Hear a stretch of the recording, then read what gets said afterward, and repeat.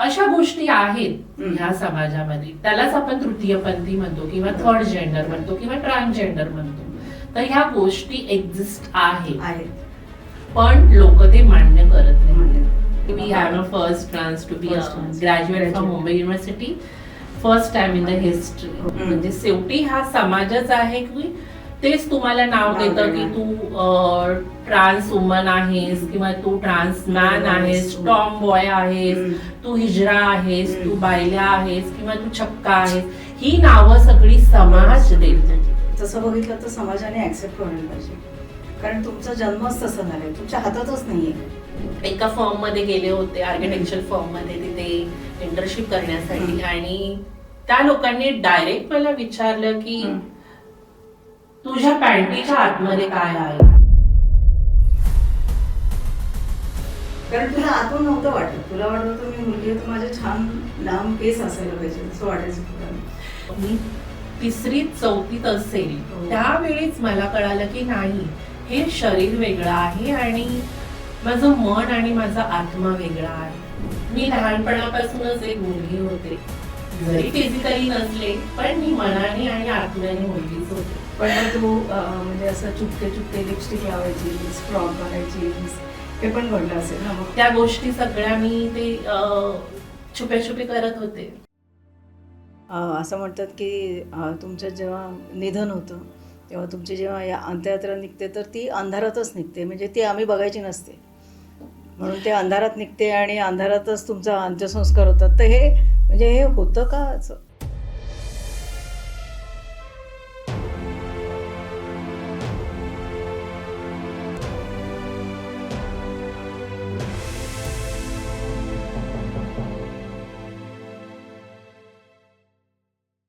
नवाकाळच्या YouTube चॅनलमध्ये आपल्या सर्वांचं स्वागत.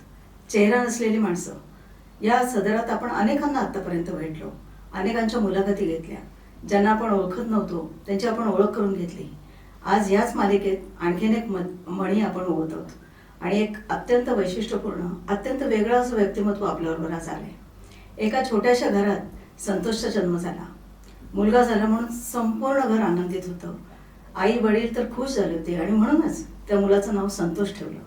पण संतोष जसा असा मोठा व्हायला लागला तसं आजूबाजूच्या सर्वांच्या आणि आईवडिलांच्या पण लक्षात आलं की हा संतोष थोडासा वेगळा आहे. थोडासा वेगळा म्हणजे काय? म्हणजे त्याला मुलगी असल्यासारखं वाटायचं, त्याला नटायला आवडायचं, त्याला लिपस्टिक लावलेलं आवडायचं, त्याला केस कापलेले तर अजिबात आवडायचे नाही. त्याच्यावरून त्याचं आणि वडिलाचं खूप भांडण पण व्हायचं.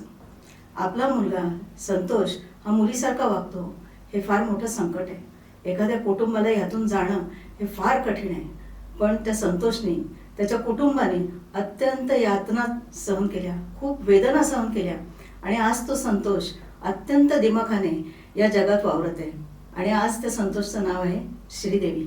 या श्रीदेवीलाच आज आपण भेटणार आहोत. श्रीदेवी, आमच्या स्टुडिओमध्ये तुझं खूप खूप स्वागत. नमस्कार. आणि खूप बरं वाटतं की नवाकाळची जी टीम आहेत आणि नवाकाळने मला आज इथे बोलवलं आहे and given me such a beautiful platform to express myself. So thank you so much first of all. पण तुझं पण खूप क्रेडिट आहे, कारण कसं आहे आपल्या समाजात अजून संतोषची श्रीदेवी झाली आहे हे ॲक्सेप्ट करणं आपल्या समाजाला खूप जास्त कठीण जातं. आणि समाज ॲक्सेप्ट करत नसताना सुद्धा तू एवढ्या धाडसाने आज वावरतेस आणि आज कॅमेऱ्यासमोर येऊन तू आज तुझी कहाणी सांगायला तयार झालीस, याच्याबद्दल खरंच म्हणजे तुझं धैर्य अफलातून आहे आणि तुझं कौतुक करावं तेवढं खरंच कमी आहे.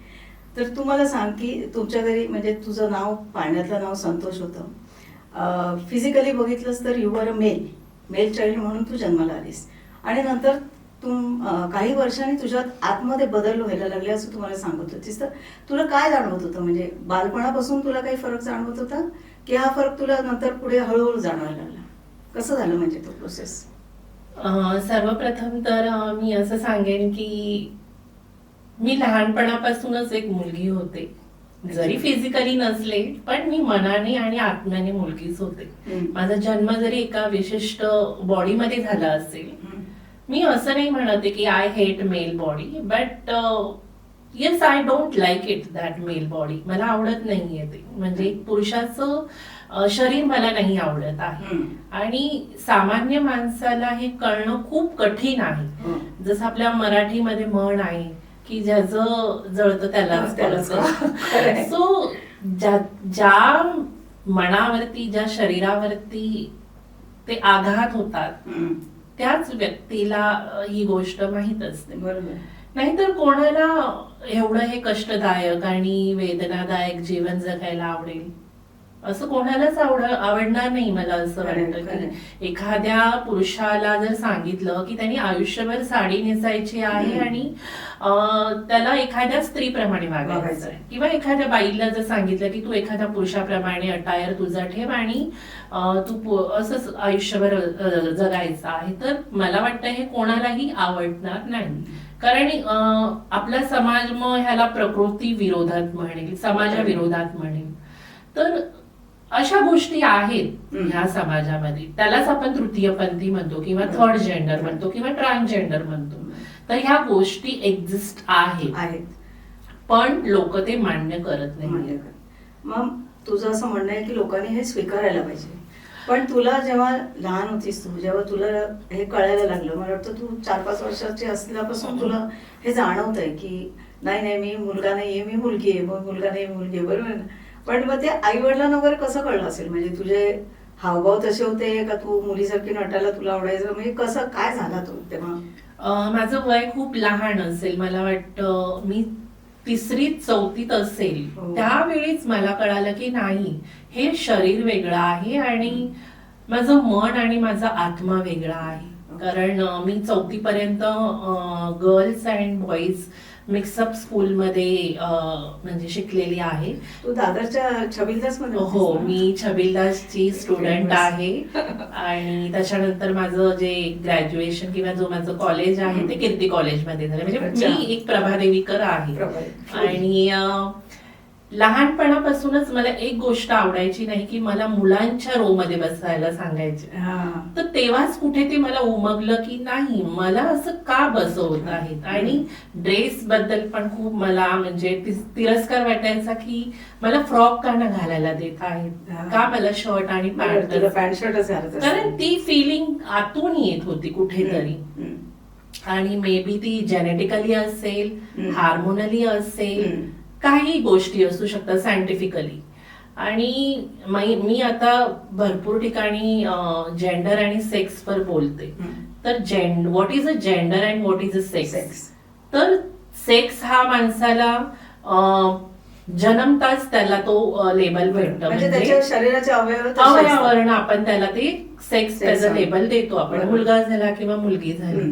पण जेंडर केव्हा कळतं? ज्यावेळी ऍडोलसेंट मध्ये येतं किंवा ज्यावेळी ती व्यक्ती त्याच्या तरुणपणात येते, त्यावेळी ते जेंडर त्याला कळत असतं. मग ते मे बी त्याचं डेव्हलपमेंट झालं नसेल किंवा त्याच्या मनाची जी स्थिती असेल, ह्या सगळ्या गोष्टी त्या, किंवा सोशलॉजिकली इम्पॅक्ट असेल, ह्या सगळ्या गोष्टीचा प्रभाव असतो.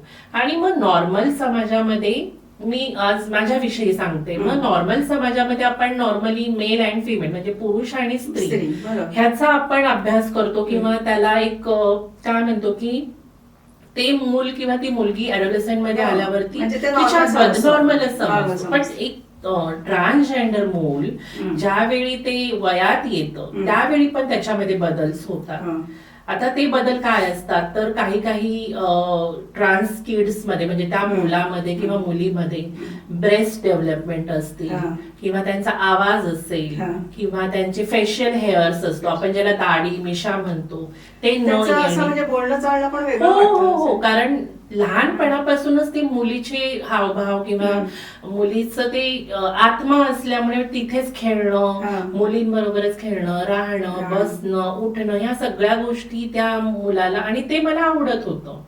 तू मला सांगितलं होतंस की तुला म्हणजे आता पण तुझे केस इतके सुंदर आहे, तर बाबा अर्थातच तू मुलगा म्हणजे संतोष असल्यामुळे तुझे बाबा तुझे केस कापायचं म्हणजे व्हॉइस कटच देत असतात, तर तू खूप रडायचीस तेव्हा.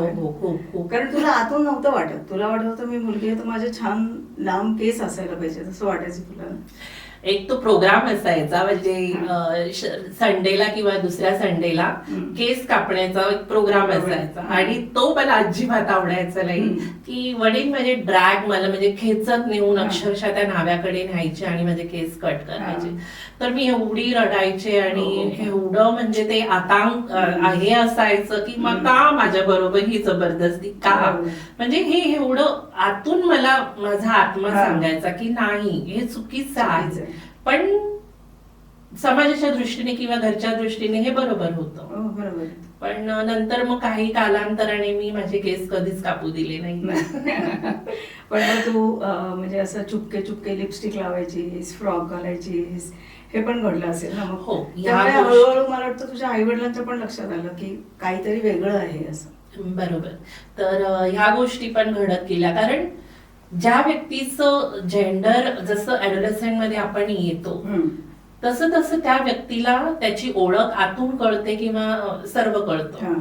आणि तेच माझ्याबद्दल घडलं की मी एक स्वतःला मुलगी समजत होते आणि मला मुलासारखं का वाढवतात किंवा मला मुलांसारखी एक वागणूक का देत आहेत. तर ह्या गोष्टी मला खूप खूप आईच्या आणि त्याच्यामुळे मग मी नॅचरली म्हणा पण समाजाच्या दृष्टीने ते अननॅचरली होतं की कपडे म्हणजे स्त्री वेशम घालणे किंवा मेकअप करणे किंवा डान्स करणे, कारण डान्स हा माझा खूप जिव्हाळ्याचा विषय आणि आज पण आहे because I love classical dance. आणि मग त्या गोष्टी सगळ्या मी ते छुपे छुपे करत होते. पण शाळेत म्हणजे तू 26 होतीस आणि को एज्युकेशन होतं, तर शाळेतल्या तुझ्या मित्रांना किंवा मैत्रिणींना असं तेव्हा शाळेत असताना काही जाणवलं, त्यांनी तुला काही सपोर्ट केला कोणी, का तुला चिडवायचे का? म्हणजे तो पण ट्रॉमॅटिक काळ असेल तुझ्यासाठी, म्हणजे शाळेचा पण काळ तो पण ट्रॉमॅटिक असेल ना, कारण तू शर्ट पॅन्ट घालून जात होतीस but inside your feeling your a girl. तो पण काळ तुझ्यासाठी म्हणजे खूप ट्रॉमॅटिक असेल. बरोबर, कारण 1ली ते 4थी आम्ही सगळं एकत्र होतो, मुलं आणि मुली. त्यावेळी आणि वय पण लहान होतं, त्यावेळी काही एवढं हे इम्पॅक्ट झाला नव्हता. पण जशी मी वयात आले आणि माझी शाळा चेंज झाली, म्हणजे 5वी पासून ते 10वी पर्यंत बॉईज हायस्कूल होतं आणि मला असं वाटलं की मी एखाद्या म्हणजे जेलमध्ये किंवा पिंजऱ्यामध्ये आले आहे आणि आजूबाजूला असे सर्व काही म्हणजे काय म्हणून म्हणजे त्याला की सिंह आणि वाघ मी जिथे आहे असं मला वाटायचं की म्हणजे अक्षरशः मला ते अनकम्फर्टेबल होतं. कारण पूर्ण शाळा ही बॉईज हायस्कूल, सगळं काही बॉईजचं म्हणजे वागणूक भेटणं आणि सगळंच होतं. त्याच्यामुळे ते म्हणजे भीती तर होतीच ती. आणि तुम्ही म्हणता तसं की अब्यूज किंवा शोषण होणं, रॅगिंग होणं किंवा शोषण होणं, ते शोषण कुठल्याही प्रकारचं असतं, म्हणजे मानसिक असतं, फिजिकल असतं आणि खूप काही गोष्टी असतात त्या, पण ते अब्युजच असतं आणि त्या होतात आणि त्या प्रत्येक ट्रान्स किड्स बरोबर होतात. आणि ते नॉर्मली मला वाटतं असं आपल्या समाजामध्ये खूप काही घटक आहेत, अजून पण आहेत. आणि आज तर तुम्ही चित्र बघतच आहात की म्हणजे मुलींवरती रेप्स होत आहेत किंवा लहान मुलांवरती अब्यूज होत आहेत किंवा म्हाताऱ्या माणसांवर पण अब्यूज होत आहे. म्हणजे आणि एवढंच नाही तर प्राण्यांवर पण अब्यूज होत आहे. तर अब्यूज ही जी गोष्ट आहे ही कोणाबरोबरही घडू शकते. पण लहानपणाचं जे म्हणजे जे असतं, कारण आपण प्रतिकार नाही करू शकत त्या काळात, तर तो ट्रॉमा आहे ना, तो मला असं वाटतं की लाईफ टाईम माणसाच्या डोक्यात राहतो तसा. पण हे सगळं होत असताना म्हणजे तर मला वाटतं शाळेत तुझे जे मित्र वगैरे असतील ते पण तुला चिडवत असतील कदाचित की म्हणजे तू कशी वागतेस किंवा तुझ्या आवाजाबद्दल. तेव्हापासून तुझा आवाज असा म्हणजे मुलीचा आवाज असा, बिकॉज आय हॅव म्हणजे माझ्या आई वडिलांनी मला दवाखान्यात नेण्याचा प्रयत्न केला, तर डॉक्टरांनी सांगितलं की ही म्हणजे जेनेटिकली किंवा व्हॉट एव्हर हार्मोनली हिचं डेव्हलपमेंट नाही होत आहे, तर she is a trap in a body. पण ते त्यांना कळालं नाहीये की म्हणजे शिक्षणाने असं स्पष्ट स्पष्ट सांगितलं होतं की तिला मुलींसारखंच हे होत राहणार आणि म्हणजे आवड तिला ती राहणार, तर तुम्ही एक बेस्ट डॉक्टरकडे नेऊन तिचं ट्रीटमेंट करणं हे गरजेचं आहे. पण तुम्हाला माहित आहे की मी एका स्लम मध्ये वाढलेली आहे, शिक्षणाचा अभाव, वडिलांचं प्रभादेवीच्या झोपडपट्टीत. हो, मी पूर्वीचं नाव एल्फिस्टन एरिया आणि आता चेंज होऊन प्रभादेवी. आणि मी स्लम मध्ये वाढवले, म्हणजे झोपडपट्टीचं एक सगळं वातावरण, म्हणजे लहानपणच माझं तिथे गेलेलं आहे.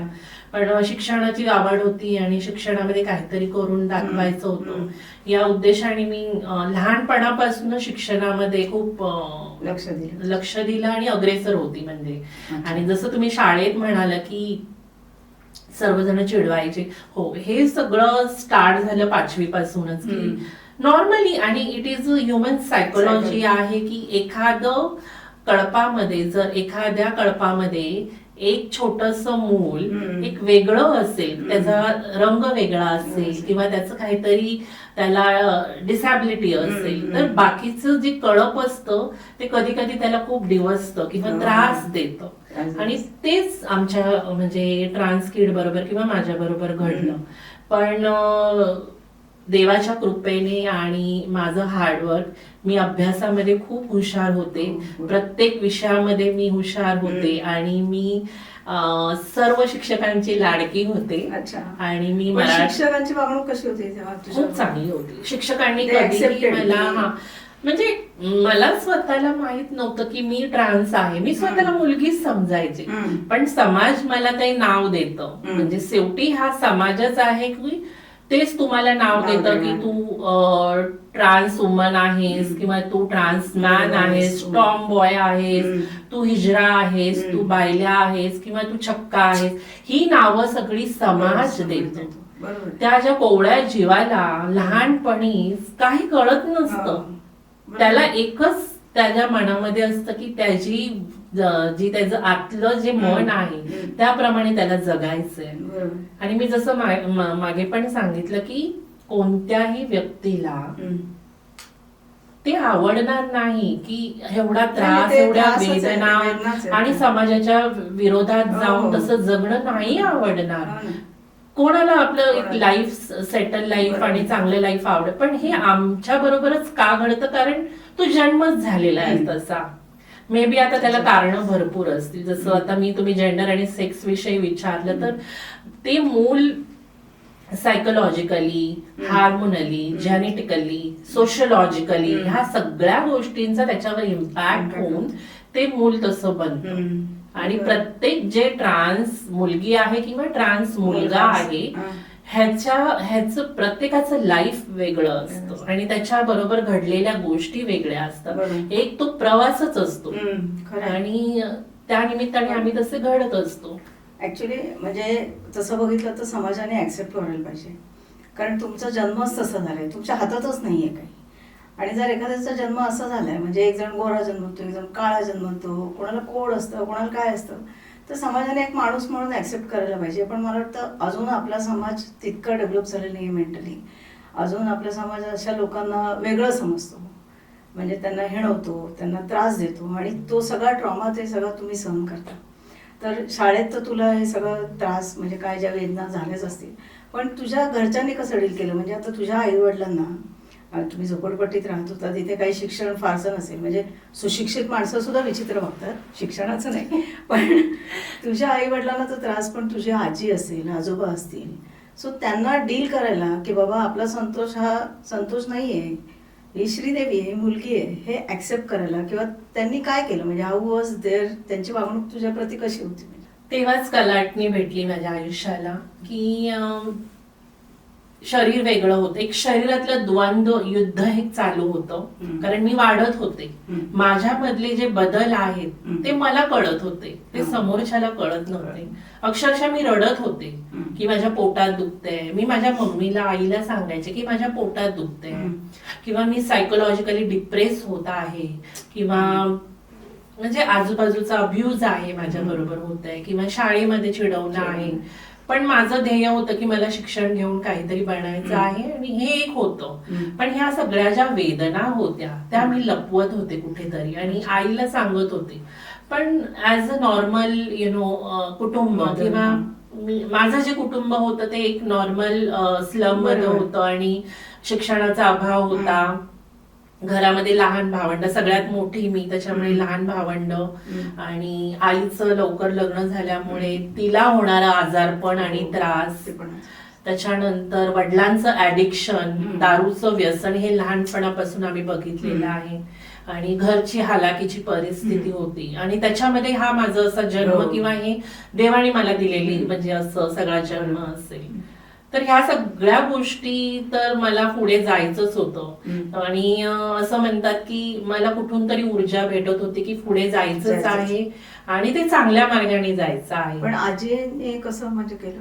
आजीकडनं आणखी एक पिढी मागे. बरोबर. आणि कसं होतं की आम्ही थोडे सीमावर्ती भागातले म्हणजे कोल्हापूर आणि बेळगाव साईडचे, त्याच्यामुळे आमच्या ज्या भागामध्ये आहे तर ही पद्धती देवदासी पद्धती किंवा जोगती किंवा जोगतीन पद्धती म्हणून ह्याला मान्यता आहे त्या भागामध्ये. म्हणजे तुम्ही म्हणताल कोल्हापूर असेल, बेळगाव असेल, कर्नाटक असेल, मिरज असेल, सोलापूर असेल, तर ह्या भागामध्ये ह्या गोष्टींना एका देवाच्या रूपाने बघितलं जातं. तर घरच्यांचं असं म्हणणं होतं की माझं हे मूल झालंय तर हे देवाचं रूप असेल कदाचित किंवा ह्याला देवाचं काहीतरी आशीर्वाद असेल म्हणून हे वेगळं झालेलं आहे.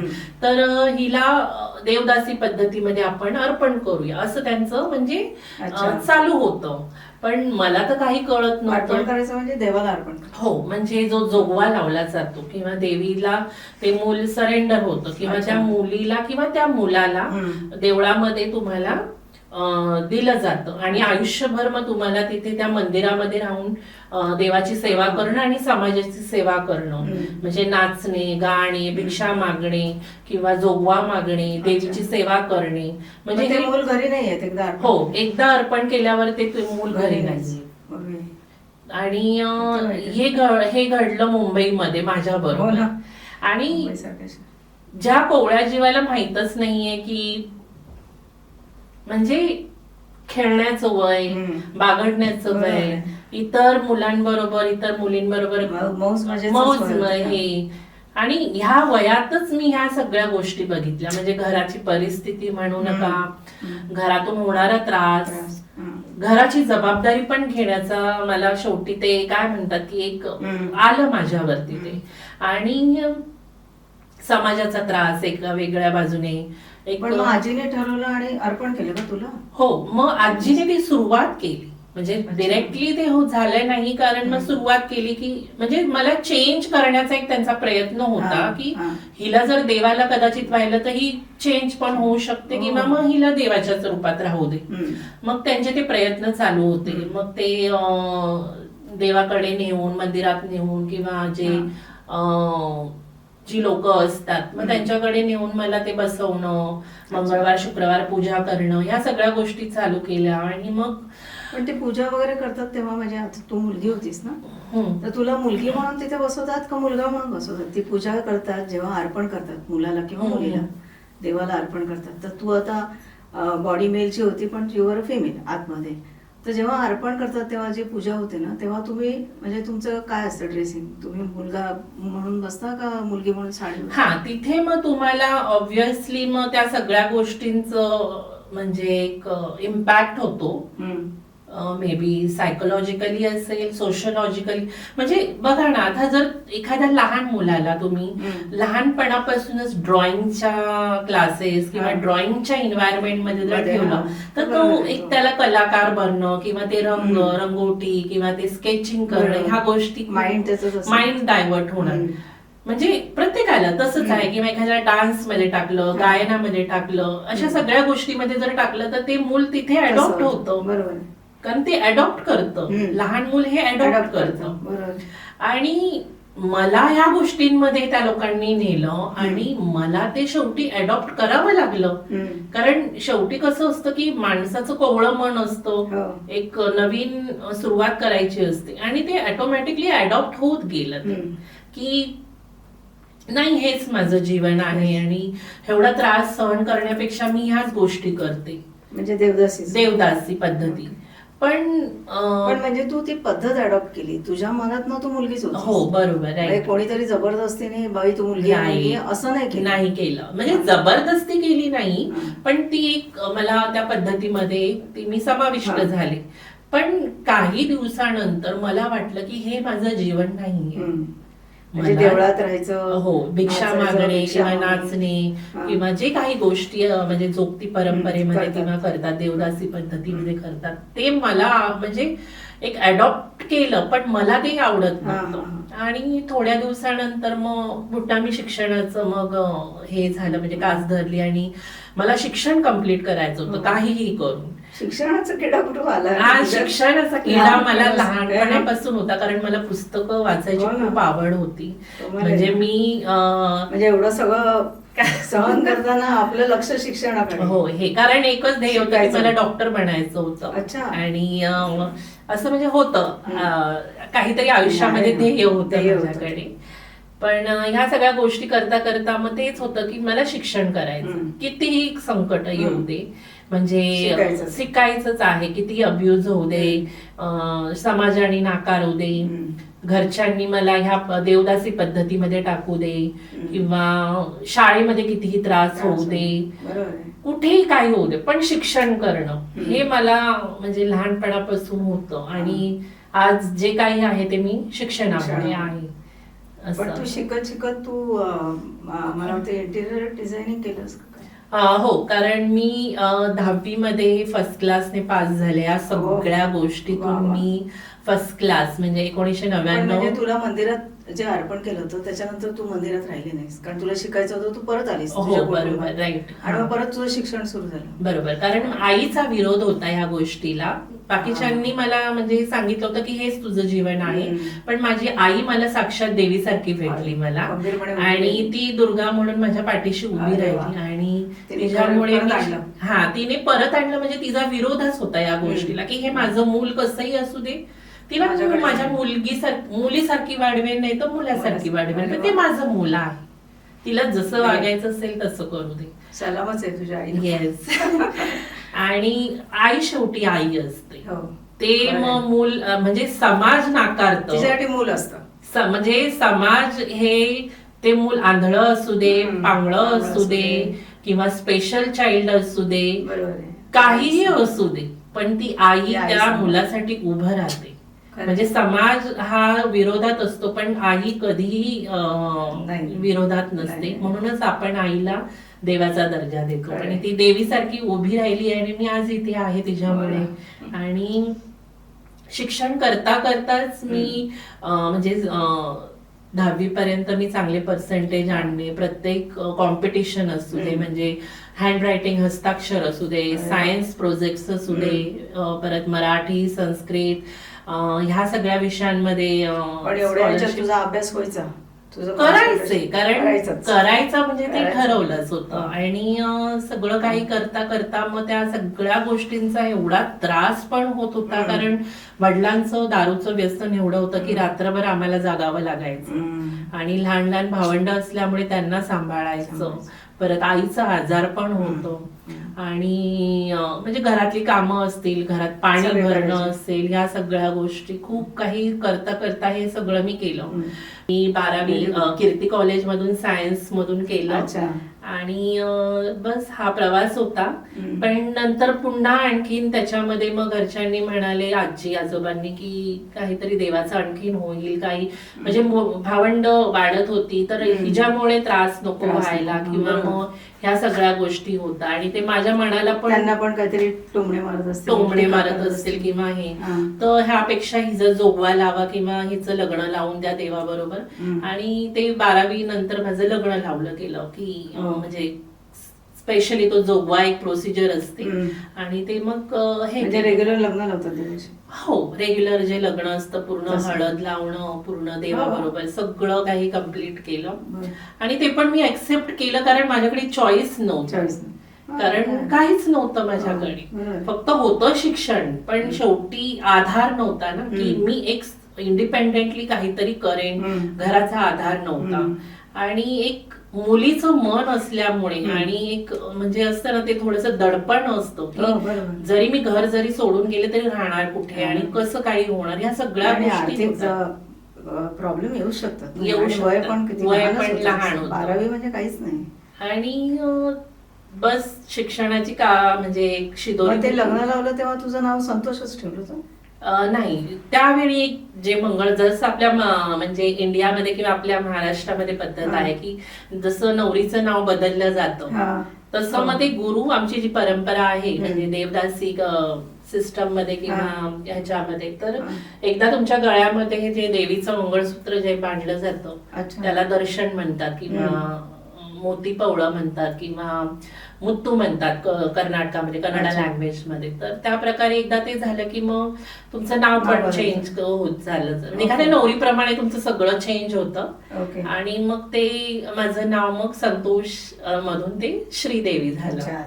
श्रीदेवी. आणि श्रीदेवी नाव कुठून आलं ते तर आहे बिकॉज येस श्रीदेवी मॅमला तर मी खूप म्हणजे एक माझं आयडल मानते आणि आमच्या LGBT yes Sridevi ma'am Sridevi मॅमला LGBTQ मध्ये खूप म्हणजे लोक आवडतात. म्हणजे हो LGBTQ मध्ये श्रीदेवी मॅमला एक म्हणजे तिला एक आयकॉन मानतात हे मी सांगते. कारण हो तुम्ही कितीही LGBTQ मध्ये जर तुम्ही विचारलं कोणाला पण म्हणजे श्रीदेवीच्या काळात हे नसेल पण म्हणजे माहिती पण नसेल. नाही म्हणजे जे LGBTQ मधले लोक खूप तिला म्हणजे अट्रॅक्ट व्हायचे किंवा श्रीदेवी बस. आणि दुसरं नाव ठेवण्याचं कारण होतं की साऊथ इंडियामध्ये देवीचं जे आहे स्वरूप तिला श्रीलक्ष्मी म्हटलं जातं, श्रीविद्या म्हटलं जातं, श्रीदेवी म्हटलं जातं, श्रीरेखा म्हटलं जातं. म्हणजे श्रीवरनं सर्व काही सुरुवात होते आणि ते देवीची नावं आहेत. आणि त्याप्रमाणे आमचं जे रेणुका यल्लम्मा देवी आहे तिचं नाव श्रीदेवी पण आहे.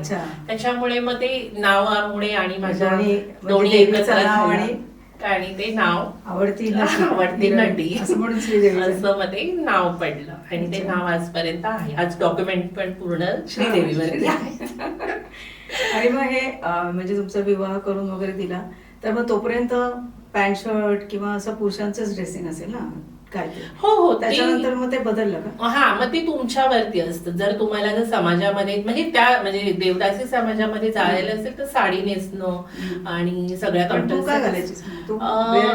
you know as I am a very daring and very bold you know the girl from the childhood so आणि मी मुंबईत राहिली होती. मी गावामध्ये कुठे म्हणजे असं खेडेगावात नव्हतीच. हा ते छुपे छुपे सर्व होतं किंवा एखाद्या देवीच्या कार्यक्रमामध्ये सगळं काही होतं. पण मला एखाद्या बोल्ड गर्ल जशी असते कॉलेजमध्ये जाणारी म्हणजे you know jeans and T shirt आणि या सगळ्या गोष्टी घालणं हे खूप आवडायचं मला. म्हणजे मॉडर्न मला राहणं आवडायचं आणि फॅशन मला खूप करायला आवडायची.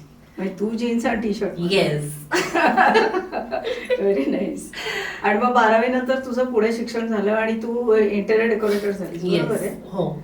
आणि त्याच्यानंतर तू अर्थातच मला वाटतं नोकरी शोधायला गेली असेल. तर नोकरी शोधताना पण म्हणजे तुझ्याकडे सगळे क्रेडेन्शियल्स असतील, तू तो कोर्स पूर्ण केलास इंटेरियर डेकोरेटरचा, पण शेवटी तुला नोकरी द्यायची ॲज अ इंटेरियर डेकोरेटर म्हणजे त्यांना पण कठीण असेल आणि मे बी तुला पण तो काळ पण तुझ्यासाठी खूप कठीण आणि प्रॉब्लेमॅटिक झाला असेल. Yes after my Jogwa and this you know the marriage ceremony हे जे काही होतं मला आता वाटलं की माझं आयुष्य संपलं असं मला वाटलं. कारण आता मला तिथेच जावं लागणार आणि मला आयुष्यभर त्याच गोष्टी कराव्या लागणार असा एक इम्पॅक्ट होता. आणि शरीर पण नव्हतं मला माझं साथ देत होतं. कारण मला पोटामध्ये दुखणं हे माझं लहानपणापासून होतं. मे बी ते हार्मोनल असेल आणि मी ते नेहमी सांगायचे की माझ्या पोटात दुखतंय माझ्या पोटात दुखतंय. आणि बाकीच्या पण सर्व काही गोष्टी होत्या, सोशियोलॉजिकली होत्या, सायकोलॉजिकली खूप तुम्हाला स्ट्रॉंग राहावं लागतं. कारण एवढ्या सगळ्या गोष्टी सहन करत आणि त्याच्यामधनं मला वाटतं ह्या सगळ्या आयुष्यात तुझ्या पॉझिटिव्ह तुझी आईच होती. येस पॉझिटिव्ह आई होती, पुस्तकं होती मी जे वाचत होते ते, आणि मी नेहमी इन्स्पिरेशनल व्हिडिओज आणि सगळ्या काही गोष्टी बघायचे आणि त्यातून मला काहीतरी ऊर्जा मिळायची. आणि मे बी देवाचीच एक इच्छा असेल की हिला काहीतरी वेगळं बनवलं तर हिच्या हातनं काहीतरी आयुष्यामध्ये वेगळं घडेल आणि समाजासाठी ही काहीतरी करेल, ती एक काहीतरी देणगी असेल. आणि ते करता करता मग मी डिप्रेशन मध्येच तुला आठवते तू देवाची देणगी म्हणतेस, तू देवाचं नाव इतक्यांदा घेतेस. आम्हाला असं वाटतं की असं जर जीवन दिलं असतं ना तर मला ना खूप, मी सांगते, देवाचा प्रचंड राग आला असतं. म्हणजे मी मला नाही वाटत कधी देवळात गेले असते किंवा देवाची कधी पूजा केली असते की ऑफ ऑल द पीपल, म्हणजे आमची ना दुःख खूप छोटी आणि संकट खूप छोटी असतात, तरी आम्ही देवाला विचारतो की अरे एवढ्या सगळ्या गोष्टीत मीच का, मलाच का त्रास दिलेस, तर तू तर माझे पराकोटीचं सहन केलंस, तरी तू अजून देवाची देणगी, देव म्हणजे मला वाटतं तू देव मानतेस, देवा पूजा वगैरे करतेस की काय, अजून देवाला मानतेस तू? हो, मी करते. कारण कसं आहे की एक ती ऊर्जा असते आणि ज्यावेळी ते एकटेपण असतं ना तुमच्या आयुष्यामध्ये, त्यावेळी कोणाची तरी साथ हवी असते. आता नॉर्मली समाजामध्ये एका स्त्रीला पुरुषाची साथ मिळते किंवा एखाद्या पुरुषाला स्त्रीची साथ मिळते किंवा एखाद्या त्या मुलाला पूर्ण घराची साथ असते किंवा एका कुटुंबाची साथ असते. पण मे बी आमच्या बाबत ते घडत नाही, कारण काही प्रत्येक yes we are isolated from the childhood only, sociologically, आणि घरातून पण सगळ्या गोष्टी त्या सहन कराव्या लागतात. आणि मला वाटतं की ह्यामुळेच जी ट्रान्स कम्युनिटी आहे ती ह्या सगळ्या गोष्टींमध्ये ओढली जाते, कारण त्यांना ना घराची साथ असते, समाजाची साथ असते, शिक्षणाचा अभाव असतो, आणि मग त्या सगळ्या वाईट गोष्टी त्यांना अडॉप्ट कराव्या लागतात. मार्गच नाही ठेवलाय समाजाने मार्गच ठेवला नाहीये ना, की तुम्हाला जरी ते तुम्ही वेगळे असाल. माझं हेच म्हणणं आहे की जर मूल ब्लाइंड असेल, मूल डिसेबल असेल, स्पेशल असेल, तुम्ही त्याला म्हणजे तुम्ही त्याला एक्सेप्ट करता. तुम्ही काही काही कुटुंब त्याला घरात ठेवता, तुम्ही त्यांना शिक्षण देता, सगळं काही कर. मग जर ट्रान्स मूल असेल, ते जन्मानीच असेल, मग तुम्ही का एक्सेप्ट करत नाही?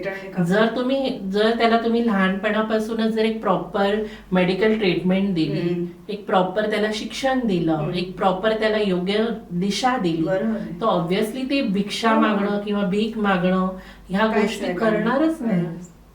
त्यामुळे देव हा एकच आधार वाटायचा. म्हणजे शेवटी कसं आहे की डिप्रेशन, त्याच्यामुळे सुसायडल विचार येणं, हे ऑब्व्हियसली मी पण एक हाडामासाचीच व्यक्ती आहे. जसं तुमच्यात रक्त आहे तसं माझ्यात रक्त आहे. तुम्हाला वेदना होतात तसं मलाही वेदना होतात. पण कोणाला सांगायचं? शेवटी हे एक मन कुठेतरी एक्सप्रेस कुठे करायचं.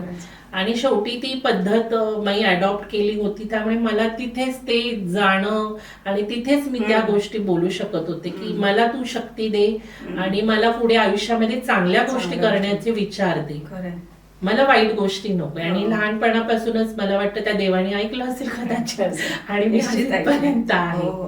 पण म्हणजे देवाने पण ऐकलं आणि तुझे कष्ट पण आहेत त्याच्यात. येस. आणि जसं तुम्ही म्हणालात की इंटिरियर, ते मी जे केलं, म्हणजे मी त्याच्या अगोदर पण मी खूप काही म्हणजे मी गोष्टी केल्या. म्हणजे प्रिंटिंग प्रेस मध्ये काम केलं असेल किंवा बँकेमध्ये बॅकअप ऑफिस मध्ये काम केलं, स्वीपिंगचं असेल, सगळ्या काही गोष्टी केल्या. कारण एकच होतं की पैशाशिवाय आपल्याला सगळं नाटक करता येतं, पण पैशाचं नाटक नाही करता येत. त्यामुळे मला शिकायचं होतं आयुष्यामध्ये, पैसा खूप इम्पॉर्टंट होता आणि ते चांगल्या मार्गाने कमवायचं. बरोबर. कारण माझ्याकडे पर्याय होते. मी देवदासी पद्धतीमध्ये गेले असते, मी भीक मागितली असती, मी काही केलं असतं, पण मला ते नको होतं. मला काहीतरी स्वतःच्या स्वबळावरती, माझ्या स्वतःच्या कर्तृत्वावर कमवायचं. आणि जे नॉर्मल करतात लोक तसेच मी, जरी मला त्रास होत होता, म्हणजे प्रत्येक ठिकाणी, प्रत्येक कामाच्या ठिकाणी माझी हेटाळणी व्हायची, लोक चिडवायचे, अब्यूज व्हायचा, खूप काही गोष्टी होत्या. पण त्यातून मी शेवटी मला काम करत राहायचंय आणि मला माझं ध्येय गाठायचं हे माझ्या मनात होतं. आणि जो काही सगळा पैसा कमवला होता मी, तो मी डिझायनिंग मध्ये लावला. आणि I became an interior designer and decorator. I pass out from Bhausaheb Hire architecture college. आणि इथेच 3 वर्षाचा होता माझा कोर्स, डिप्लोमा. म्हणजे मला आर्किटेक्ट व्हायचं होतं, म्हणजे डॉक्टरचं स्वप्न माझं ते राहिलंच, पैशा अभावी असेल किंवा सगळ्या गोष्टी. पण मी असं होतं की मला काहीतरी बनायचं आयुष्यामध्ये, पण झालं नाही. तर आपण पुढे गोष्टी, पण मी म्हटलं ठीक आहे, हे तर हे शिक्षण. आणि त्याच्यानंतर मी डिझायनर झाले. आणि त्याच्यामध्ये पण खूप म्हणजे म्हणजे कामावर जाण्यापासून ते इंटर्नशिप हो. शोधण्यापर्यंत पण खूप बरंच त्रास झाला. म्हणजे असं मला वाटायचं की सटवाईने माझ्याच नशिबाला ह्या सगळ्या गोष्टी का लिहिल्या असतील. पण ते कारण इंटिरियर डेकोरेटर म्हणून आपण कोणाला बोलवतो आणि जर म्हणजे असं कोण आलं तर आय डोंट नो ॲक्सेप्ट करतात नाही करतात. तुला ऑफिसमध्ये त्या ॲक्सेप्ट केलं नाही केलं तुझा काय म्हणजे अनुभव होता त्याचा? बरोबर. पण ह्याची सुरुवात झाली इंटर्नशिप पासून. अच्छा. ज्यावेळी मी डिझायनिंग माझ्या एक्झाम पास केल्या, म्हणजे सॉरी पास नाही केल्या, म्हणजे आम्हाला इंटर्नशिप करणं गरजेचं हा. होतं. त्याच्यामुळे इंटर्नशिप आमच्या रिझल्टचा एक भाग होता. ओके. त्यामुळे प्रत्येक जण इंटर्नशिप शोधत होतं हा. आणि प्रत्येक कोणाच्या तरी जणांना कोणाच्या भेटलं under काम होतं. करायचं. पण मला भेटलं नव्हतं. कारण हा. हेच होतं की माझा आवाज असेल, माझं केस वाढवणं हा. असेल किंवा हे सगळं काहीतरी गोष्टी त्यांना हम्म. मनात येत असतील हम्म. की ही मुलगी आहे की मुलगा मुलगा आहे, आहे. ह्या सगळ्या हो. गोष्टी. म्हणजे बरोबर. माझा डिझायनिंगचा पोर्टफोलिओ बाजूला राहिला, पण हा. माझ्या या फिजिकल गोष्टी आणि ह्या त्यामुळे सगळ्या ते- गोष्टीत बघत होते. म्हणजे सांगण्याचं असं आहे की मी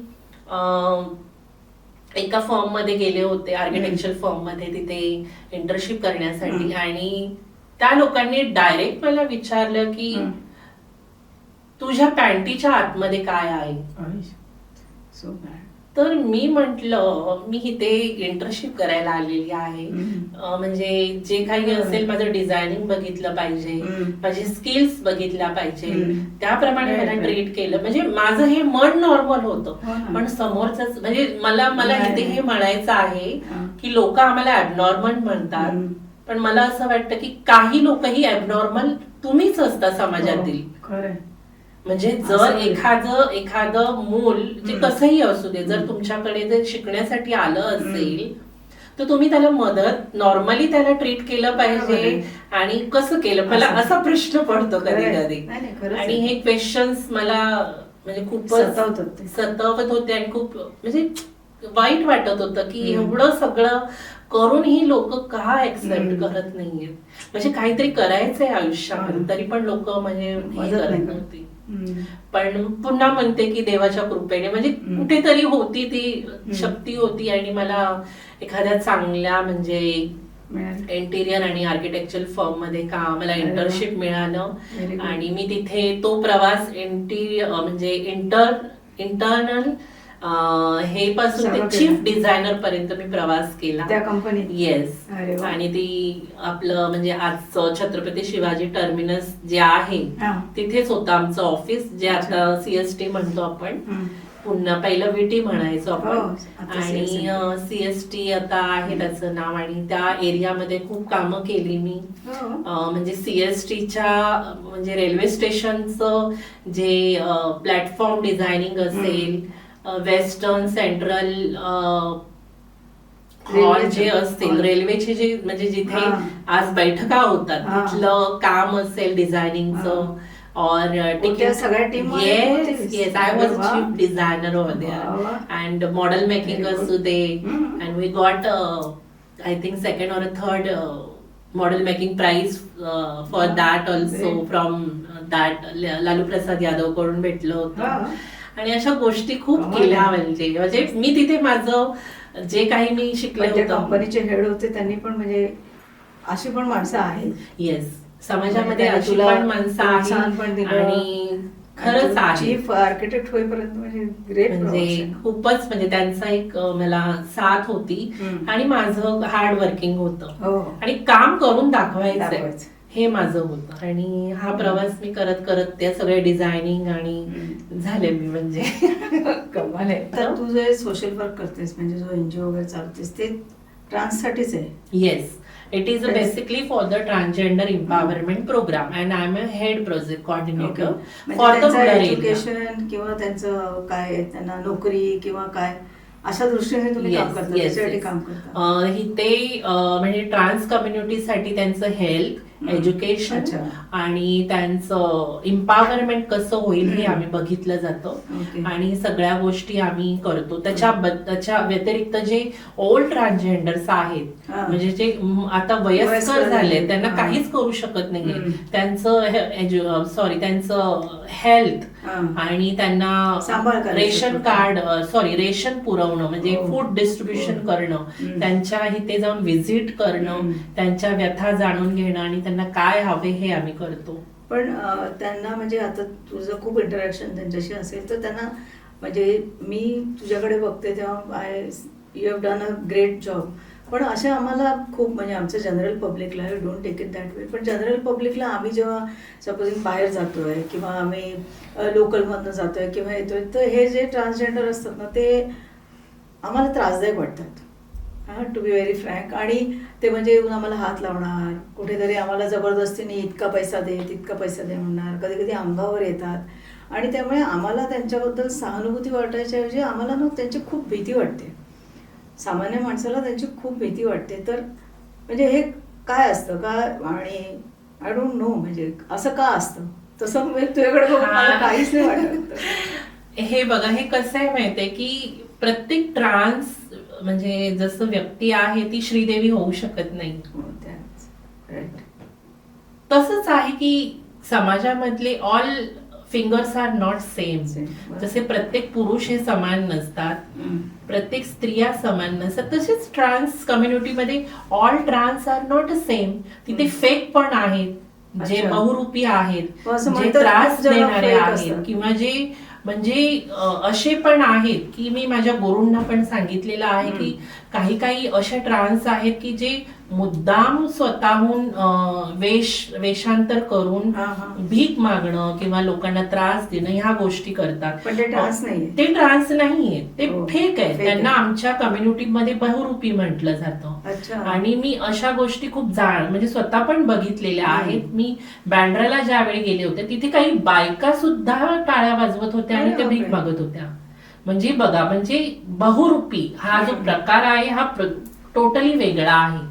आणि मे बी हे आमच्या पण आता कम्युनिटी त्या जर खोट्या असतील ना तर म्हणजे तुमचं जे फिजिकल अपिअरन्स असतं किंवा तुमचे जे हात असतात ते म्हणजे मेल सारखे असे खूप मोठे आणि असे तसे असतात तर मग त्याच्यात फेक ओळखू येईल ना सहज. ऑब्विसली तुम्हाला ते काय हॉर्मोन्स वगैरे घेतात आणि असं काय करतात. आता हा तो प्रत्येकाचा एक विषय आहे की स्वतःला चेंज करणं किंवा स्वतःला एक मुद्दामून करून घेण्याचं किंवा एक धंदा स्वतःचा सोर्स ऑफ इन्कम हे प्रत्येकाचं एक वेगळं एक असू शकतं. किंवा बहुरूपी आम्ही ज्यांना म्हणतो की वेषांतर करून येतात आणि ते समाजाला एक डाग लावण्याचा प्रयत्न करतात. मला असं वाटतं की कोणताही खरा जो मंगलमुखी असेल किंवा जो खरा किन्नर असेल किंवा खरं जो तृतीयपंथी असेल, ट्रान्सजेंडर असेल, जो ह्या फील्डमध्ये आहे तर तो कधीही तुम्हाला जबरदस्ती करणार नाही असं मला वाटतं. कारण ते एवढे मनाने चांगले असतात की ते आशीर्वाद देण्याचं काम करतात आणि तुम्ही त्यांना कितीही काही दिलं ते घेऊन गपचूप जातात. पण जे काही फेक असतील किंवा जे व्यसन करतात त्यांना मात्र आपण हे बहुरूपी म्हणू शकतो की ते मुद्दामून करतात आणि लोकांना त्रास देण्याचं काम करतात आणि कम्युनिटीला बदनाम करण्याचं पण काम करत आहेत. तो दे शुड बी पनिशेबल. म्हणजे त्यांना शिक्षा होणं हे माझ्या मते आहे. आणि असे भरपूर पकडले सुद्धा जातात. आता मध्यंतरी डोंबिवलीमध्ये पकडले गेले होते तर तिथल्या किन्नर समाजाने त्यांना पकडून पोलिसांच्या हवाली केलं. येस येस येस येस त्या माझ्या ट्रान्स सिस्टरच होत्या. त्यांनी स्वतःहून त्यांना पकडून पोलीस स्टेशनमध्ये नेऊन त्यांना चोप दिलेला आहे. तर ह्या गोष्टी नॉर्मल समाजाने पण करले पाहिजे. नॉर्मल समाजात पण वाईट प्रवृत्ती असतात तसंच आहे. राईट. पण आता म्हणजे काहीतरी नवीन आपण घर घेतलेलं असेल, दुकान घेतलेलं असेल तर मग ह्यांची सगळी गँग येते तिकडे, मग ते पैसे मागतात आणि मग बाहेर आम्हाला म्हणतात की आम्ही फुल्ली मारली, त्याची फुल्ली आम्हाला माहिती आहे काय करायचं, ते दुसरे येणार नाही तसं. तर हे आहे त्यांच्या. हो, आता हा एक ट्रॅडिशन आहे की बधाई करणं किंवा ज्या घरामध्ये त्याला बधाई म्हणतात किंवा मूल होतं ज्या घरामध्ये किंवा लग्न असेल किंवा नवीन वास्तू असेल तर तिथे. आणि मंगलमुखी का म्हणतो कारण रामाने वरदान दिलं होतं की जसं तुम्ही माझ्यासाठी 14 वर्ष नदीच्या ठिकाणी तुम्ही थांबलात आणि मी जसं 14 वर्ष वनवास सहन केला तसं तुम्ही इथे सहन केला. कारण ज्यावेळी ट्रान्स लोकांनी विचारलं, राम ज्यावेळी परत आले होते त्यावेळी काय विचारलं की तुम्ही काय म्हणाला होतात की सर्व स्त्री आणि पुरुषांनी परत निघून जा, पण तुम्ही असं म्हटलं नाहीये की तृतीयपंथी किंवा मंगलमुखी लोकांनी परत जा. त्यामुळे तो जो त्रास सहन केला होता, जसं श्रीरामांनी 14 वर्ष सहन केलं होतं तसंच त्या तृतीयपंथी किंवा मंगलमुखी समाजाने तिथे राहून सहन केलं होतं. आणि त्याचं जी भक्ती आहे किंवा त्यांचा जो त्रास आणि वेदना रामाला पण म्हणजे श्रीरामांना पण सहन नाही झाला आणि त्यांनी त्यांना एक वरदान दिलं की कलियुगापर्यंत किंवा कलियुग आलं जरी तरी तुम्ही ज्यांना आशीर्वाद देताल, त्यांच्या सुखामध्ये सामील होताल आणि त्यांना मनापासून आशीर्वाद देताल तर त्यांचं कल्याण होईल. आणि तेच असं जो आहे हा प्रवास तो कम्युनिटी मध्ये आहे आणि ते एक वरदान आहे आमच्यामध्ये की म्हणजे की बधाई असेल म्हणजे एक सुखामध्ये आम्ही सामील होतो आणि लोकांकडून जे काही मिळतं ते घेऊन आम्ही आमचं जीवन जे आहे कम्युनिटी ते हे करतं. हे खरंच म्हणजे मलाही माहिती नव्हतं याच्या मागे काय आहे. तर आपल्या समाजामध्ये तृतीयपंथी किंवा जे मंगलमुखी आहेत किंवा ह्या ज्या व्यक्ती आहेत त्यांना देवाचा दर्जा आहे. म्हणजे जे आपले साक्षात महादेव आहेत तेच अर्धनारेश्वर आहेत. म्हणजे मला कधी कधी प्रश्न पडतो की तुम्ही ज्या भगवंताची पूजा करता तो भगवंतच अर्धनारेश्वर आहे. कारण महादेवाने जे रूप घेतलं आहे ते अर्थातच अर्ध पार्वती आणि अर्ध शंकराचा आहे आणि तुम्ही त्याला पूजता.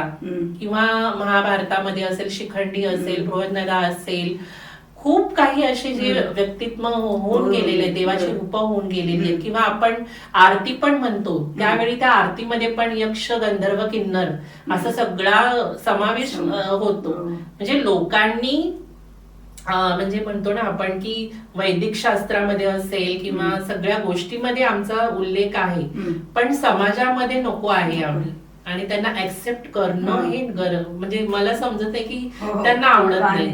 म्हणजे हा विरोधाभास आहे. म्हणजे इतकं ऍक्सेप्टन्स नाही. म्हणजे असं म्हणतात की तुमचं जेव्हा निधन होतं तेव्हा तुमची जेव्हा अंत्ययात्रा निघते तर ती अंधारातच निघते. म्हणजे ती आम्ही बघायची नसते म्हणून ते अंधारात निघते आणि अंधारातच तुमचा अंत्यसंस्कार होतात. तर हे म्हणजे हे होतं का? नाही, ह्या गोष्टी सगळ्या टॅबूज आहेत. म्हणजे अंधविश्वास आहे. बघा मे बी ते एक समाजाचा भाग असेल. म्हणजे पूर्वीच्या काळामध्ये कदाचित एक करत असतील, पण आजच्या म्हणजे ज्या पिढी आहेत असं काहीच नाहीये. म्हणजे कुठेच नाहीये ह्या गोष्टी की नॉर्मली जसं नॉर्मली निधन होतं त्याचे जे अंत्यसंस्कार असतात ते नॉर्मली केले जातात आणि ते काही गोष्टी त्याला मुद्दामून त्याला कनेक्टेड केलेल्या आहेत की त्याला चप्पलनी मारलं जातं किंवा त्याला हे केलं. ह्या सगळ्या जन्म नको नाही, हे सगळं चुकीचं आहे. म्हणजे कधीच नाही, मी स्वतः बघितलेलं नाहीये त्याच्यामुळे कधीच नाहीये. कुठून पण आणि मला वाटतं की असं अशुभ तर मानतच नाही, उलट शुभ मानतात की जर काही सगळ्या गोष्टी तृतीय पंथांच्या किंवा मंगलमुखी लोकांचे जर तुम्हाला आशीर्वाद चांगले भेटले किंवा त्यांच्या सगळ्या गोष्टी भेटल्या तर हे शुभ मानलं जातं. मग अशुभ कुठून आलं? पण ते आम्ही तर असंच ऐकलं होतं की चप्पल मारतात की बाबा पुन्हा हा जन्माला येऊ नकोस असं. हे सगळ्या गोष्टी चुकीच्या आहेत मला असं वाटतं. हा एक असं नाहीच होत कुठेच नाही होत. म्हणजे मी आतापर्यंत मी बघितलेलं नाही. नसतेलच होत नसते. म्हणजे काल्पनिक गोष्टी आहेत किंवा लोकांना एक असतं पण ते पसरवलं असेल.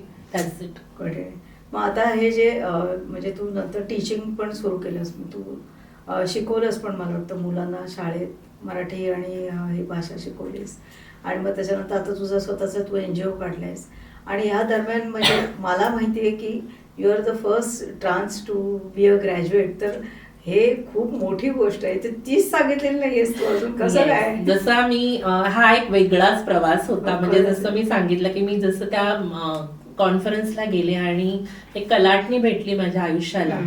मी एवढा स्ट्रगल म्हणजे जे नॉर्मल माणूस जसं डॉक्टर बनतं, इंजिनियर, आर्किटेक्ट बनतं, तसं मी ॲज अ चीफ डिझायनर बनून दाखवलं म्हणजे आयुष्यामध्ये. आणि मी काम करत आहे आतापर्यंत ॲज अ डिझायनर. पण मला काहीतरी समाजाला द्यायचं होतं, ती एक भावना होती मला. आणि तेच मला त्या कॉन्फरन्सने शिकवलं आणि मी ते करायला गेले. आणि मी डिरेक्टली त्याच वर्षी म्हणजे मी युनिव्हर्सिटीमध्ये गेले, मुंबई युनिव्हर्सिटीमध्ये. आणि मी माझं नाव एनरोल केलं.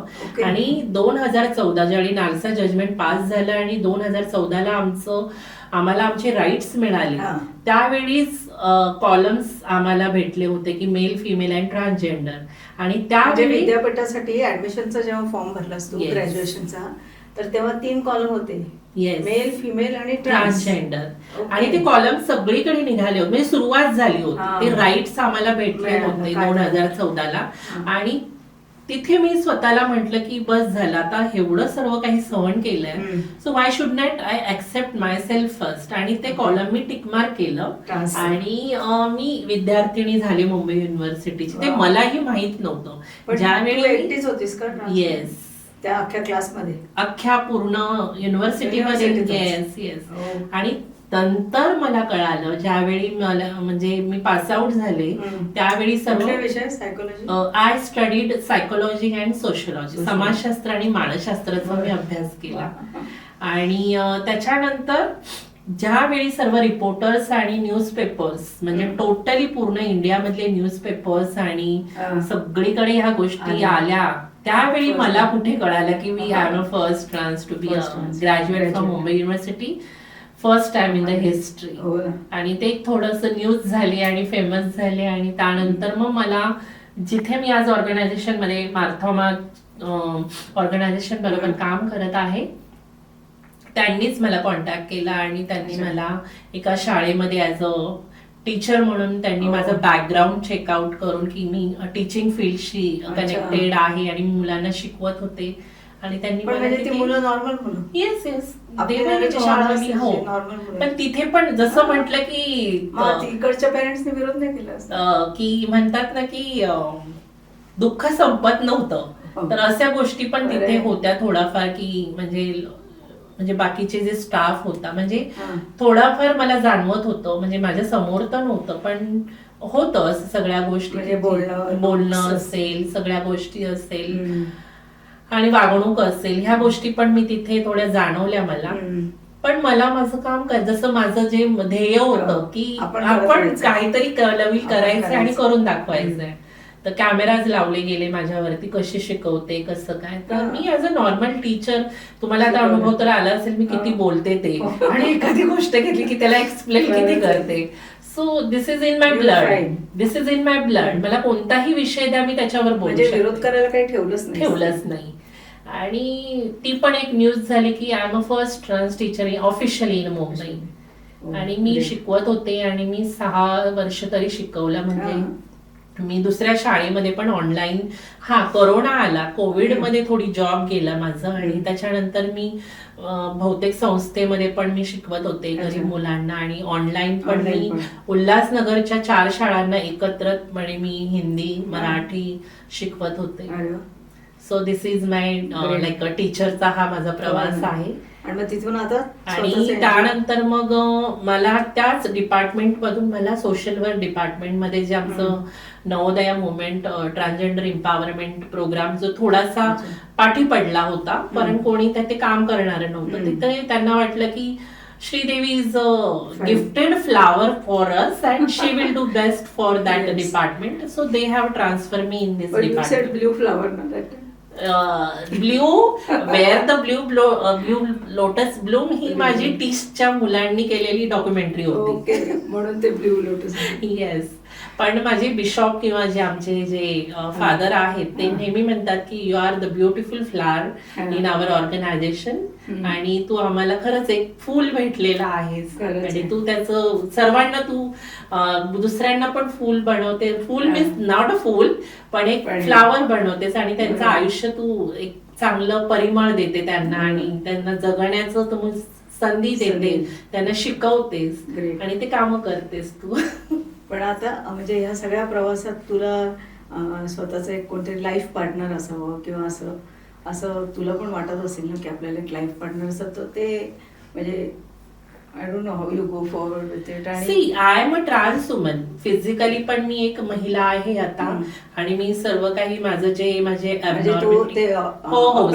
मी ऑपरेट करून मी माझं स्वतः एक महिला झालेले आहे, म्हणून तर मी स्वतःला ट्रान्स वुमन म्हणते. आणि मी स्वतः एक फिजिकली जसं मनापासून होते, मी मनाने आणि आत्म्याने जे मी होते शरीराने पण एक मी महिला आहे. हा एवढंच आहे की मला युट्रस नाही दिले देवानी, मला एक गर्भपिशवी नाही दिली, मला मूल नाही होऊ शकत, पण जे काही एक नॉर्मल महिला आहे त्याप्रमाणे मी वागते, राहते, सर्व घर सांभाळते, सर्व काही करते. आणि पार्टनरचा विषय झाला तर आयुष्यामध्ये अशी खूप लोक भेटली मला काही की, आणि मला असं वाटतं की आजकालच्या मी हा विषय का सांगते, कारण हा विषय आजकालच्या समाजाशी कनेक्टेड आहे आणि युथशी पण कनेक्टेड आहे. बिकॉज इन टुडेज लाईफ किंवा स्वतःच्या आजकालच्या जीवनामध्ये प्रेम, रिलेशनशिप किंवा वैवाहिक संस्था किंवा हे ज्या काही गोष्टी आहेत ह्या खूप दूर गेलेल्या आहेत. कारण मला असं वाटतं की प्रत्येक जण हा एक काय म्हणतो की वेगळ्या संस्थेमध्ये धुंदीत आहे. आणि आज तुम्ही न्यूजपेपर्स मध्ये वाचत असताल किंवा इंटरनेटवर बघत असताल की किती काही गोष्टी चाललेल्या आहेत. तर पूर्वी ते जे बॉन्डिंग होतं, असं आपण बॉन्डिंग म्हणून, तसं आज नाही राहिलेलं आहे. तर ज्यावेळी मी सोशलॉजिकली काहीतरी मी एका विषयावर बोलत होते, त्यावेळी माझ्या प्रोफेसरनी मला ह्या गोष्टीवर, जसं तुम्ही मला विचारलं, तर मी त्यांना म्हणाले, मी as I am very bold and मी जे समाजामध्ये चालतं ते बोलते. तर मी असं म्हटलं की आजकालचं जे प्रेम आहे ना ते पाणीपुरीवाल्या ठेल्यासारखं झालेलं आहे. म्हणजे की आज तुम्हाला हा ठेला आवडला, इथली पाणीपुरी आवडली की तुम्ही थांबता, मग नंतर दुसऱ्या ठेल्यावर जाता, म्हणजे तुम्हाला दुसरा आवडला तर तुम्ही दुसरीकडे जाता. ही परिस्थिती आहे, ही समाजाची परिस्थिती झालेली आहे. आणि त्याला कारणीभूत असेल वेगवेगळे ऑप्शन्स असतील, जे अवेलेबिलिटी असेल, या सगळ्या गोष्टी आहेत. आणि आजकाल कोण लग्न करायला पण तयार होत नाहीये.